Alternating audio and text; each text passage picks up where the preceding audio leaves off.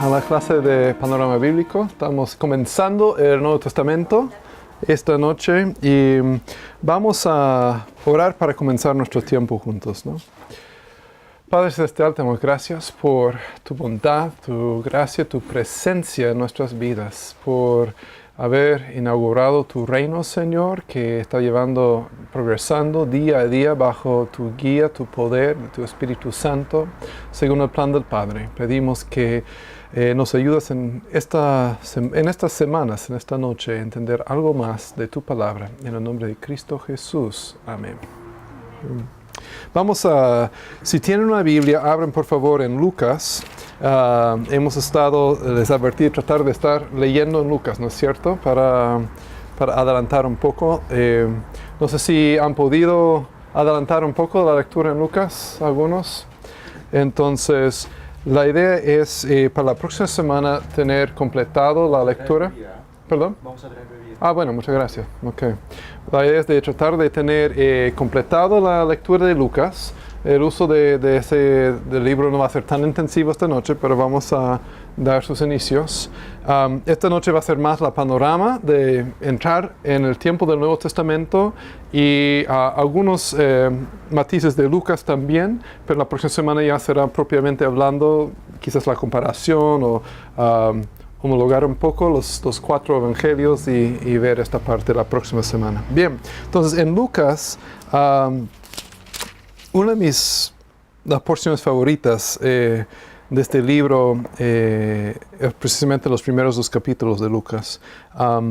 Me encanta, por ejemplo, el cántico de Zacarías, así que voy a leer esta parte. Lucas capítulo 1 en el 67 en adelante. Lucas 1, 67, dice así. Quizá no, voy atrás para ver algo del milagro de nacimiento y todo, ya. En el 57, Lucas 1, 57 dice, cuando se le cumplió el tiempo, Elizabeth dio luz a un hijo. Sus vecinos y parientes se enteraron de que el Señor le había mostrado gran misericordia y compartieron su alegría, porque estaba estéril, ¿no es cierto?, hasta bien tarde en su vida. A los 8 días llevaron a circuncidar al niño. Como querían ponerle el nombre de su padre Zacarías, su madre se opuso. No, dijo ella, tiene que llamarse Juan. Pero si nadie en tu familia tiene ese nombre, le dijeron. Entonces le hicieron señas a su padre para saber qué nombre quería ponerle al niño. Él pidió una tablilla en que se escribió, su nombre es Juan. Y todos quedaron asombrados. Al instante se le desató la lengua, recuperó el hablar y comenzó a alabar a Dios. Todos sus vecinos se llenaron de temor. Por toda la región montañosa de Judea se contaba lo sucedido. Quienes lo oían se preguntaban, ¿qué llegará a ser este niño? Porque la mano del Señor lo protegía. Entonces, aún este milagro, o doble milagro, en el sentido de que ella se quedó embarazada con un niño en su vejez, pero también de que Zacarías, ¿se acuerdan la historia? Había visto un ángel en el templo, ¿no? Por no creer el mensaje del ángel, se quedó castigado, por decirlo así, ¿no? Mudo, sin poder hablar durante el resto del tiempo hasta nacer el hijo. Y así dijo el ángel que eso iba a suceder. Entonces, de ahí, justo en el momento de nombrar al hijo, 8 días después de su nacimiento, cuando el papá confirmó, no, su nombre será Juan, porque fue el nombre dado por el ángel, ¿no? Entonces en ese momento ya se le soltó la lengua, ¿no? Y interesante aquí que todos los alrededor se animaron, se maravillaban, ¿qué será este niño? Para mí eso trae reflexión luego en la vida de Jesús. Casi nadie supo del nacimiento de Jesús, de dónde era verdaderamente, ¿no? Porque todos asumían, se acuerdan luego en los evangelios que nada puede venir, nadie que viene de Nazaret, no hay ningún profeta que dice en las escrituras que nacerá en Nazaret, etcétera, etcétera, pero no supieron que nació, por ejemplo, en Belén, Jesús, o sea, todos los eventos alrededor, ese es Juan el Bautista, pero aún hablando de Jesús, de todos esos eventos alrededor del nacimiento de Jesús, como que se quedaron en el olvido. Quizás porque esta región es montañosa, es alejado. Galilea era como la región más lejos de la capital, no más lejos, pero bastante lejos de la capital, etc. Y quizás quedó ahí en el olvido. Pero después del cántico de Zacarías, Zacarías tuvo varios meses para pensar cómo quería alabar al Señor, ¿no? Entonces, y esto salió inspirado por el Espíritu Santo. Desde entonces su padre, Zacarías, lleno del Espíritu Santo, profetizó: Bendito sea el Señor, Dios de Israel, porque ha venido a redimir a su pueblo. Nos envió un poderoso Salvador en la casa de David, su siervo, como lo prometió en el pasado por medio de sus santos profetas, para librarnos de nuestros enemigos y del poder de todos los que nos aborrecen, para mostrar misericordia a nuestros padres, al acordarse de su santo pacto. Así lo juró a Abraham nuestro padre.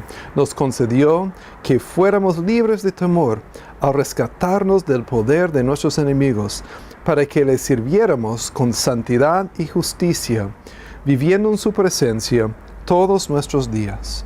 Y tú, hijito mío, serás llamado profeta del Altísimo, porque irás delante del Señor para prepararle el camino.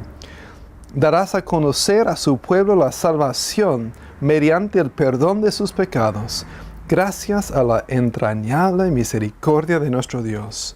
Así nos visitará desde el cielo el sol naciente, para dar luz a los que viven en tinieblas, en la más terrible oscuridad, para guiar nuestros pasos por la senda de paz. El niño crecía y se fortalecía en el espíritu y vivió en el desierto hasta el día en que se presentó públicamente al pueblo de Israel. Entonces, wow, en todo este cántico se ve lleno de escritura, lleno de toda la temática del Antiguo Testamento, el corazón, el mente, el hablar de Zacarías, ¿no? Entonces, yo creo que da bien empezar así nuestro estudio del Nuevo Testamento, porque nos liga con todo lo que ha pasado en el Antiguo Testamento. No sé si notaron ahí, por ejemplo, referencias a Abraham, ¿no es cierto?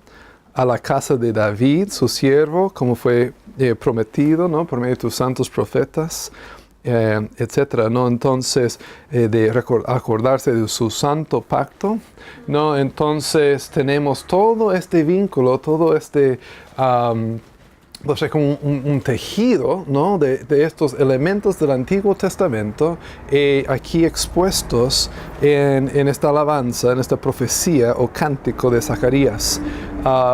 En lo personal, tengo dos partes de esto que realmente me impactan, ¿no? Solo para compartir de forma quizás devocional, para animarnos. Nos concedió que fuéramos libres de temor al rescatarnos del poder de nuestros enemigos. ¿Para qué?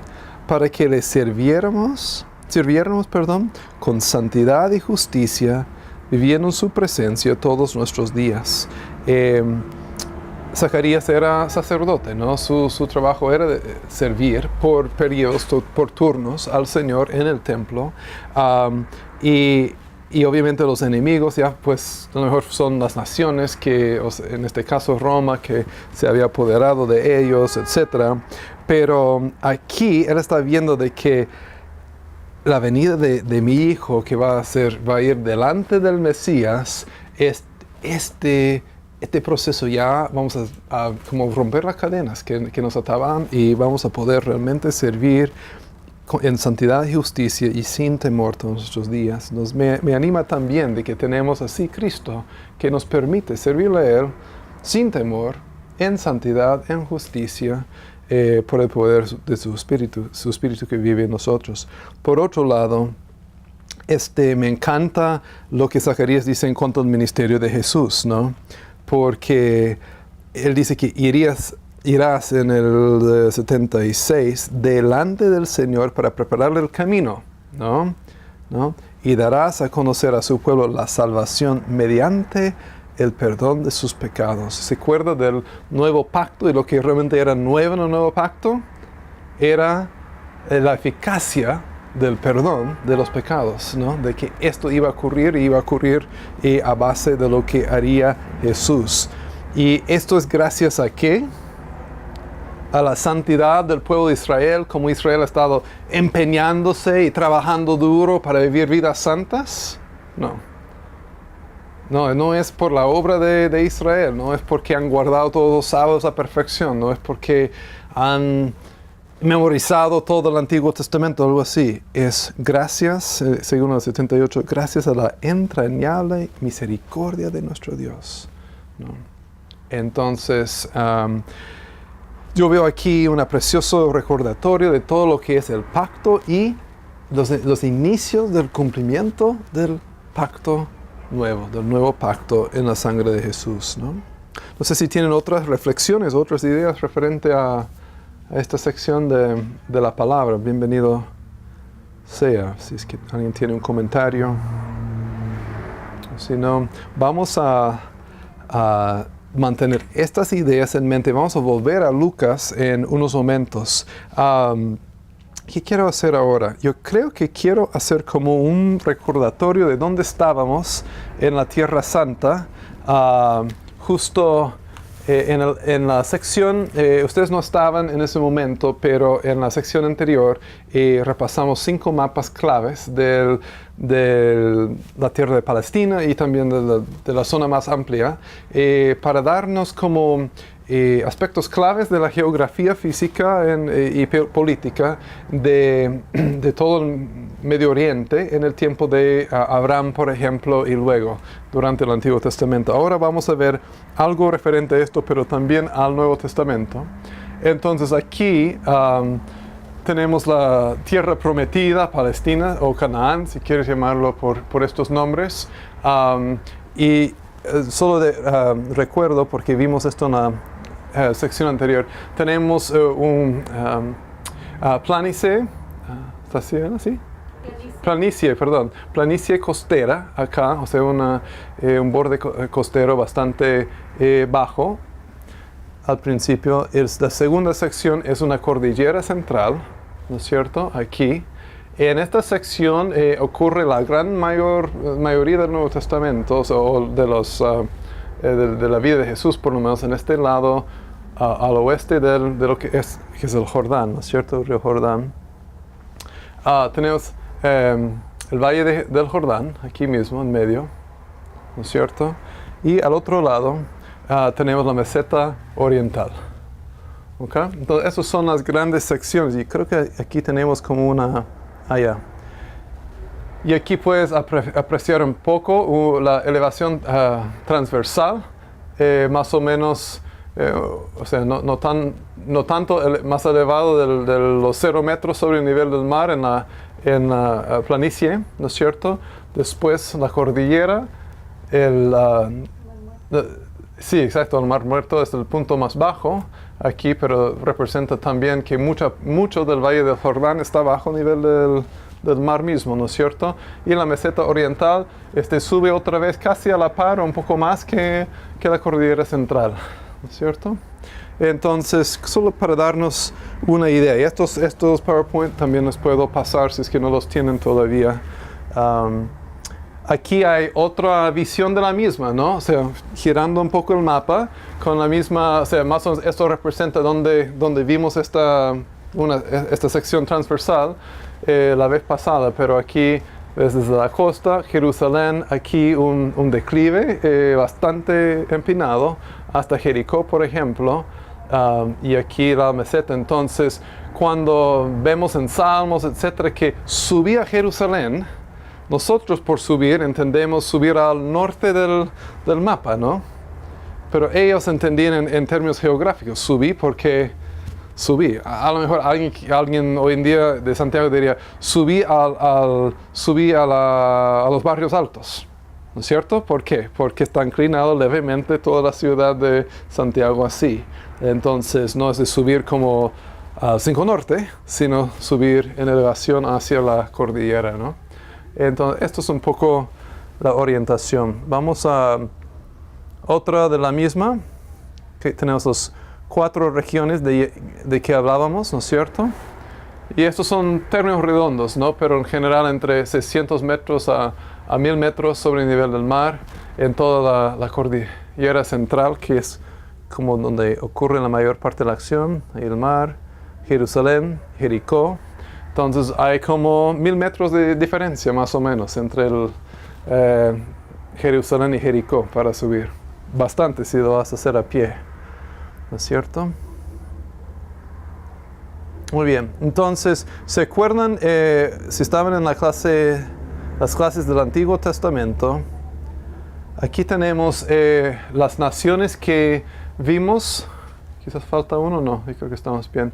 Estas son unas naciones principales en el tiempo del Antiguo Testamento que vimos. Ahora, mantén estos en mente porque vamos a ver uno por uno. Quisiera que aprendamos 7 regiones claves. No sé cómo lo tengo. Sí. Pero ¿sabes qué? Quiero hacerlo de otra forma. Vamos adelante, perdón. Lo iba a hacer en este orden, pero ya después me arrepentí y cambié. Voy a cambiarme el orden. Y ahora sí. Deja ver. Ya. Para que sea más fácil. Bueno. Pero no está de más lo que vimos. Voy a pasarles unas hojas para que vayan completando también donde están. Ya, perfecto. Ya. Entonces necesito uno de cada uno.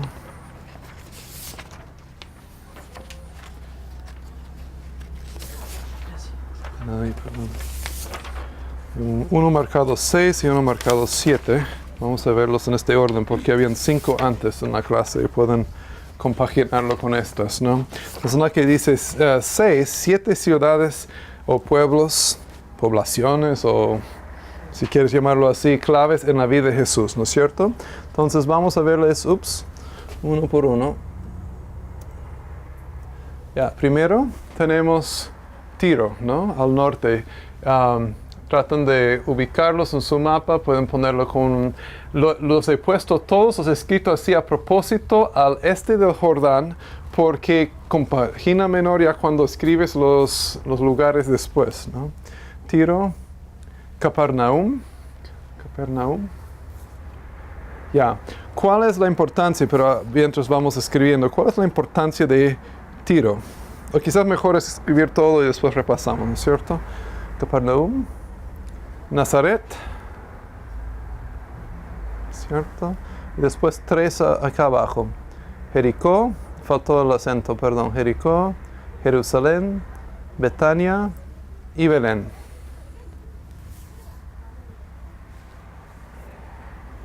¿Sí logran verlo?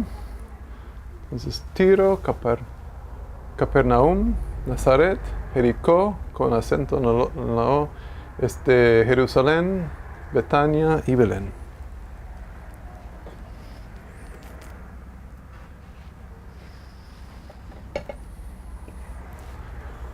Entonces, no sé si les ayuda, pero que obviamente está en la orilla del mar de Galilea. Nazaret está casi justo al nivel de la parte inferior del mar de Galilea y casi equidistante entre la costa y el río. Jericó está bien cerca del río, como vimos. Jerusalén es más metido, Betania es la más cercana y Belén un poco al sur de Jerusalén. Todo está bien cerquita, por decir, estos aproximadamente son 30 kilómetros aquí en la hoja está más o menos referencia de distancia. Estamos bien entonces, ¿quién puede? Tiro es un poco difícil. Yo les doy ¿no? Esto fue, estamos hablando del ministerio de Jesús. Tiro fue un lugar en que Jesús se retiró una vez con sus discípulos, ¿no? Y es uno de los lugares como más al norte que tenemos recordado donde Jesús caminó. Él realmente caminó, si no me acuerdo, como en un radio de 60 kilómetros más o menos, o entre 60 y 100 kilómetros tendría que verlo, pero si él no progresó en distancias de hoy, 1 hora en auto más lejos de su casa nunca. O sea, no fue, o sea, la distancia máxima fue a Rancagua, por decirlo así. Realmente no progresó muy lejos de su casa. Todo estaba bastante compacto, su ministerio. Entonces, no así los apóstoles. Luego ellos van distancias mucho mayores, ¿no? Tiro, entonces, fue un lugar de retiro, ¿no? Con sus discípulos en una ocasión. Capernaum, ¿qué referencia tenemos de eso? ¿Qué importancia jugaba Capernaum en el ministerio de Jesús? Una vez unos discípulos iban a Capernaum después de la resurrección. ¿Ok? ¿Sí? ¿O Emaús? Sí, Emaús, sí. Lo trajo a él. Está bien. Después de que Jesús caminó en el agua, llegaron a Capernaum. Sí. Sí, muchos eventos. Eso realmente era como el centro, el corazón geográfico del ministerio en Galilea. O sea, entre 1 año y medio y 2 años de su ministerio, realmente se centraba, ¿no? Ahí. Su base de operaciones, si quieres pensarlo así, ¿no? Un lugar muy céntrico en el ministerio de Jesús. Nazaret, ¿qué es la importancia de Nazaret? Era María, bueno, y ahí vivieron, ¿no? Ahí vivía, era su niñez. No nació, pero ahí se crió, ¿cierto? Ahí se crió. ¿No es cierto? Ya. Entonces, y Jericó no es tan, en el ministerio mismo de Jesús no es tan trascendente, pero nos da una referencia, por ejemplo, cuando él estaba contando parábolas, ¿no es cierto? Que vimos del buen samaritano que iban camino a Jericó, ¿no? Entonces Jerusalén pues está en toda la cordillera. ¿Qué ocurre en Jerusalén en el tiempo de Jesús? Los 12 años, ahí cuando se perdió en el templo. ¿Qué? ¿Correcto? Bueno, él se perdió. Bueno, para sus padres sí. Claro. Sí, muy bien. Y bueno, y ahí también fue juzgado para morir. Claro. Exacto, Jesús enseñó allá, lo visitó, últimamente fue condenado a la muerte en Jerusalén y ahí justo fuera de la ciudad murió. Entonces, ¿qué tal Betania? ¿Qué importancia tiene Betania? ¿Se acuerdan de esa última semana que Jesús pasó antes de su muerte, ¿no? Esa semana de la pasión. Sí, él pasó varias noches de su última semana en Betania, un poco fuera de Jerusalén, quizás como punto estratégico para no levantar la ira quizás del pueblo demasiado rápido, o de los dirigentes por lo menos, ¿no? Pero quedó en Betania varios días antes de su muerte. ¿Y Belén, qué importancia tiene? Ahí nació, correcto. Muy bien. Entonces, eso, obviamente hay muchos más lugares mencionados en el ministerio de Jesús, pero eso nos da como una referencia general de las cosas. O sea, Jerusalén, Betania y Belén súper cercas, y estaban todos en la misma región de las montañas. Aunque Jericó parece cerca de Jerusalén, ¿se acuerdan? Hay 1000 metros de elevación de diferencia, así que es una caminata de, me imagino, 3, 4, 5 horas mínimo, si no más, o quizás una caminata de todo un día. Tendré que estudiarla un poco más de estos tiempos, pero es un camino largo, ¿no? De Jericó a Jerusalén, especialmente en su vida. ¿Sí? Entonces, bien, vamos a ver después las 7 regiones de que tenemos Idumea acá al sur. ¿Es cierto? Idumea, ¿no? Idumea es aunque está en un lugar un poco distinto, es como el que reemplace al Edom del Antiguo Testamento. Se estaba acá, Edom, ¿no es cierto? Pero el pueblo a que pertenecía, entiendo que era por allá por este lado, pero es al sur. Igual que en el Antiguo Testamento, Edom fue bien al sur, aquí tenemos Idumea. ¿no? Si no me equivoco, cuando Jesús fue tentado fue en la región de Idumea, pero hay que buscarlo en el texto, por ejemplo, ¿no? A ver, después tenemos a Judea, ¿no?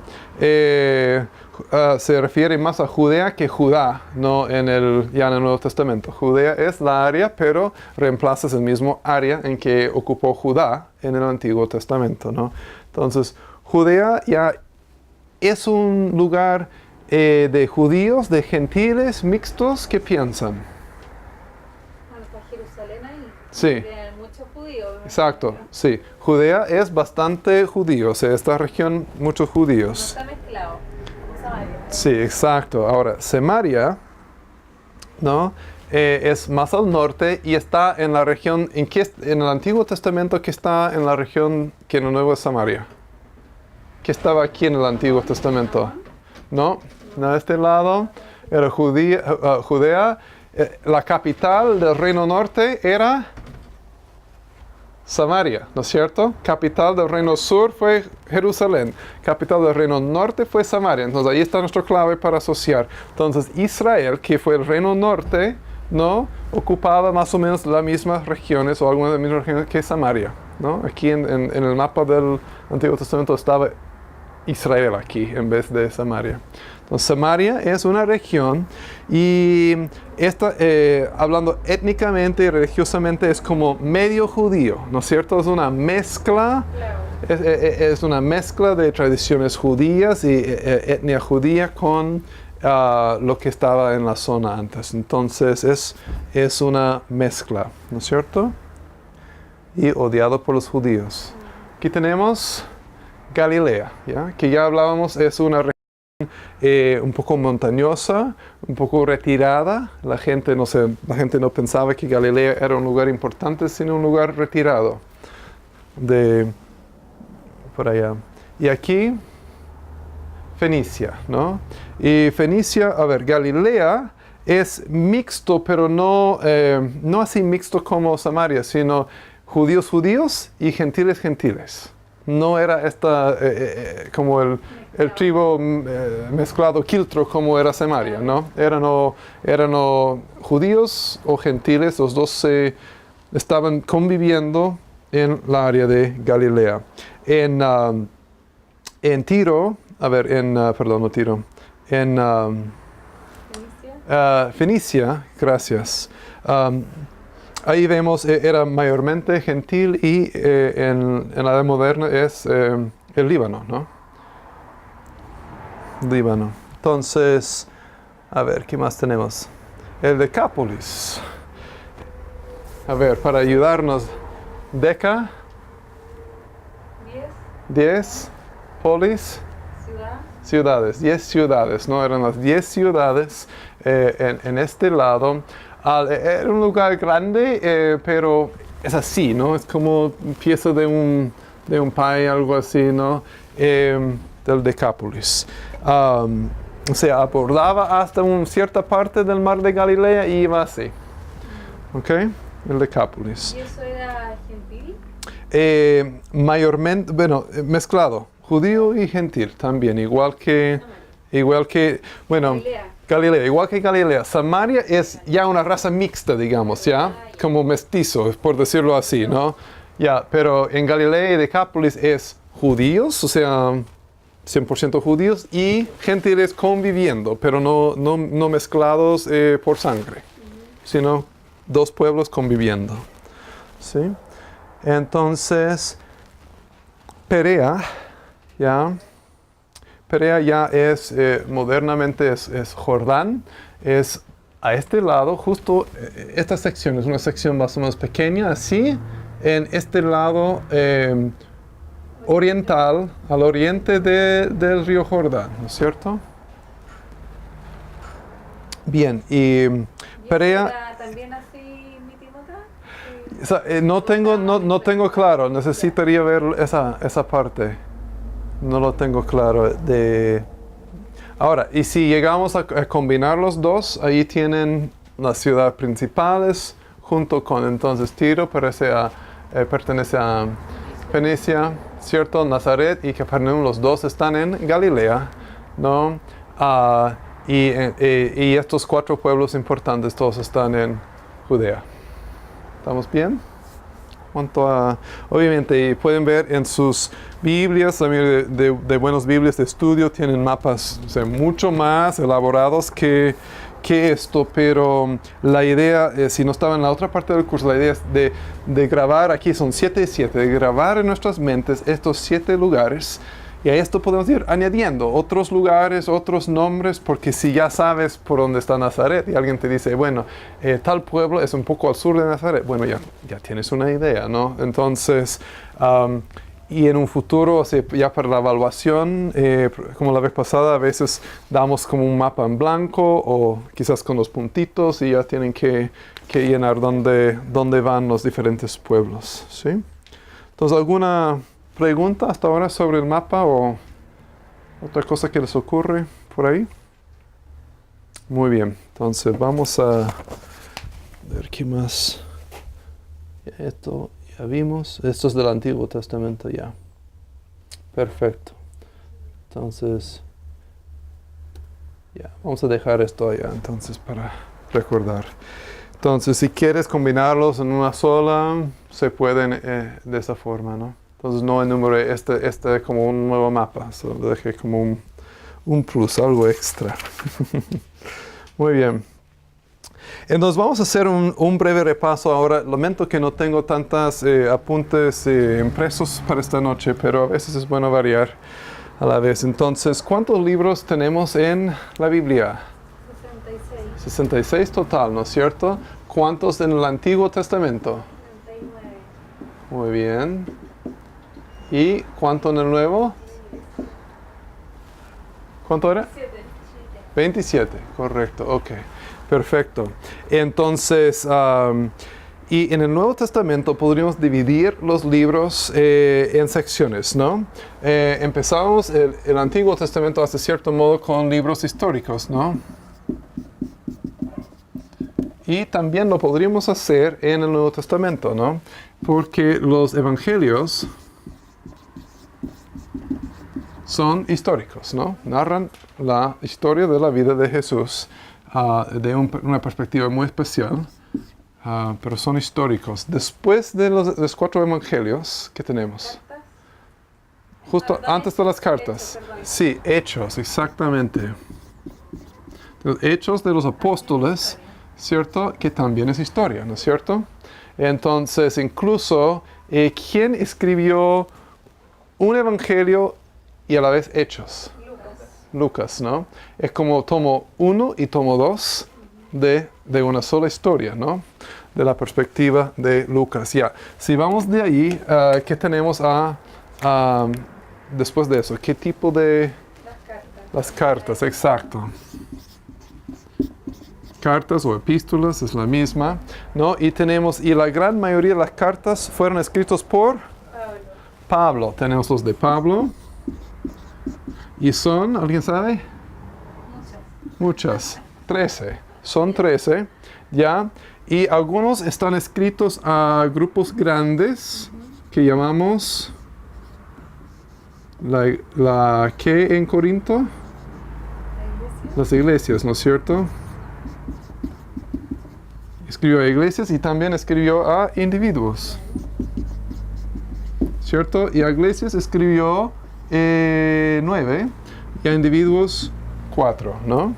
Escribió a la iglesia en Roma, a la iglesia en Corinto 2 veces, Gálatas, la Galacia de Éfeso, de Filipos, de Colose y de Tesalónica, ¿no es cierto? Y de ahí escribió aquí, ¿cuáles individuos? Timoteo, Tito, Filemón. Y Filemón, exactamente, muy bien. De ahí tenemos unas cartas, podríamos llamarlos, ¿qué? ¿Alguien sabe? Otras cartas que no fueron escritas por Pablo. Juan, Pedro. Sí, pero por estas cartas en general tenemos un nombre, que es, o cartas generales. Hebreos. Exacto, generales o pastorales. Sí, estos son cartas, ¿cierto? Cartas generales o pastorales y cartas de Pablo, ¿no es cierto? Y de las cartas generales y pastorales tenemos 8, que son algunos que estaban mencionando. Hebreos, Santiago, primero y segundo de Pedro, primero, segundo y tercero de Juan y Judas, exactamente. Y de ahí terminamos el Nuevo Testamento con Apocalipsis, exacto. 1. Ya, y si sumamos esto, debe sumar a 27, a menos que hemos hecho un error, ¿no? Entonces, pero ahí tenemos unas agrupaciones, unas divisiones. Tenemos 5 libros históricos en total, dividido entre Evangelios y Hechos. Cartas, 13. No 13, perdón. Cartas en general son 21. 21 en general. 13 son de Pablo, 8 son generales más Apocalipsis. Me parece como un panorama, una forma de verlo. Si hablamos del texto, yo voy a dejar esto ahí un ratito, pero si hablamos del texto del Nuevo Testamento, tenemos unos matices diferentes que el Antiguo Testamento que hemos estudiado hasta ahora. Primero, en términos redondos, ¿cuándo fue escrito el Nuevo Testamento? En la primera mitad del primer siglo, la segunda mitad del primer siglo, en el segundo siglo.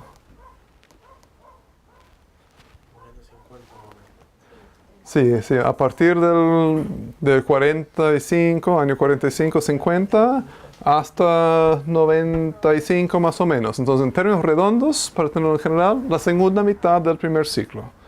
¿No es cierto? Siglo, perdón. Dije ciclo, soy muy... Cuanto a la academia estoy pensando en ciclos, pero... quiere decir siglo, ¿sí? Entonces fue escrito en la segunda mitad del primer siglo, básicamente bueno, es a veces una ciencia un poco inexacta, pero aproximadamente entre los años 45 y 95 después de Cristo. ¿En qué idioma se escribió los libros? ¿Se escribieron los libros en la... Se escribió en griego, ¿no? Jesús y muchos en ese día hablaron arameo y griego, probablemente, pero se escribió en griego y era un griego distinto, un griego especial. ¿Alguien se acuerda del nombre? Era un griego de calle. Sí, exacto. Koiné, ¿no es cierto? Koiné. No sé si escribe igual en inglés que español, pero... creo que es así en español, koiné. Entonces, es común, quiere decir común. Exacto, como tú decías, ¿no? Es griego de la calle, es griego común y corriente de ese día. En contraste con ¿qué? Con griego clásico, en que escribió Homero, los grandes dramaturgos de Grecia y todo, ¿no? Entonces, algunos pensaron que era un griego del Espíritu Santo al principio, un griego especial, porque estaban, cuando se descubrieron o tenían los primeros manuscritos, es muy diferente que todos los poetas y dramaturgos, etcétera, de Grecia antigua. Entonces, como que no compaginaba. ¿Qué es este griego? Ha de ser el Espíritu Santo. No, todo lo contrario. Era un griego común y corriente en ese día. Y se lo llama griego koiné, ¿no? Por ser... Yo creo que por la distancia geográfica también hace que los idiomas cambien. Exacto, sí. O sea, han pasado tres siglos, no más, o sea, más que 3 siglos, ¿no? Desde de los tiempos clásicos entonces, si uno pone a pensar, por ejemplo, cómo se hablaba aquí en Chile hace 3 siglos, súper distinto, ¿no? Entonces, eso, ¿no? A ver, ya. Ahora, algo también viene a ser, en el Antiguo Testamento, tenemos un cuerpo del Antiguo Testamento, o sea, copias muy fidedignas y muy antiguas del Antiguo Testamento como en bloque, completos, todo el canon. Eso no pasó hasta por después de muchos años en el Nuevo Testamento. Así que circulaban cartas individualmente, tenían que juntarlas, ¿no es cierto? Entonces, todo este proceso de colectar los escritos inspirados, ¿no? Tomó un tiempo, como 300 años aprox, ¿no? Entonces, esto produjo algunas diferencias porque copiistas, etcétera, se lo copiaron de distintas formas, así que tenemos a veces diferentes versiones con leves diferencias entre una versión y la otra versión, etcétera. Incluso hoy día en nuestras Biblias podemos apreciar algo de eso. Si ves la Reina Valera revisada del 60, por ejemplo, tiene diferencias con otras versiones modernas que tenemos. Y esas diferencias no solo son elecciones de un traductor o algo así, sino el texto base que están utilizando. Ahora, en general, ¿las diferencias son grandes? No, son súper menores y no hay ninguna doctrina mayor que descanse sobre ninguna de esas diferencias. Así que podemos estar tranquilos que no es fidedigno y está bien. Y lo que está en juego es... Algunos piensan que deberíamos ir por donde tenemos más manuscritos, ¿no? Que es el texto mayoritario, se podría decir, ¿no? Y el otro, o texto recibido también, receptus, se dice así. O otros piensan que deben ir por los textos más antiguos. Entonces, algo como la Reina Valera 60 va en la dirección del texto mayoritario, o sea, donde tenemos más documentos, pero no necesariamente los más antiguos, ¿no? Entonces, y algo como el NBI o la Nueva Biblia Latinoamérica de hoy, u otras Biblias Américas, etcétera, van por quizás los manuscritos más antiguos, ¿no? Entonces, esa es la diferencia que a veces vemos en nuestras Biblias. Quizás como punto aparte sería un buen ejercicio pensar en esto. Si yo veo una diferencia entre algunas versiones, dos versiones, es bueno estudiar varias versiones de la Biblia, especialmente cuando estoy estudiando para preparar un estudio bíblico o algo, ¿no? Porque solo lo original es infalible, ¿no? Solo lo original, lo cual no tenemos. O sea, queda claro esto, no tenemos el documento original de Lucas. No lo tenemos. Quizás lo tenemos en partes, si no me equivoco, el más antiguo que han encontrado es un pedazo de Juan por ahí de 125 años más o menos después de Cristo. ¿No? Y otros son como de 200 años después o 300 años. Por ahí tenemos ya una Biblia completa, si no me equivoco, por esa época. Entonces, no tenemos el original. Así que todo depende de copiistas, ¿no? De los que copiaron la Biblia y también de traducciones. Pero vamos pensando así. Si empiezas con un texto base o tienes el texto mayoritario o tienes el texto que es la de más manuscritas, ¿no? O tienes el texto, a veces se llaman ecléctico o crítico, vamos a decir, texto crítico, que es el más viejo. En general, ¿no? Más, o es más o es viejo. Entonces, entonces si partes de un texto, y la mayoría del Nuevo Testamento es igualito, ¿no? O sea, cada versículo es igualito, solo vienes cada quizás 100 versículos, encuentras una leve diferencia, ¿no? Entonces, algunas, si ves ahí, algunas de las diferencias ya no es por el traductor ni nada, es simplemente por qué texto base eligieron traducir, ¿no es cierto? Por ejemplo, después del Padre...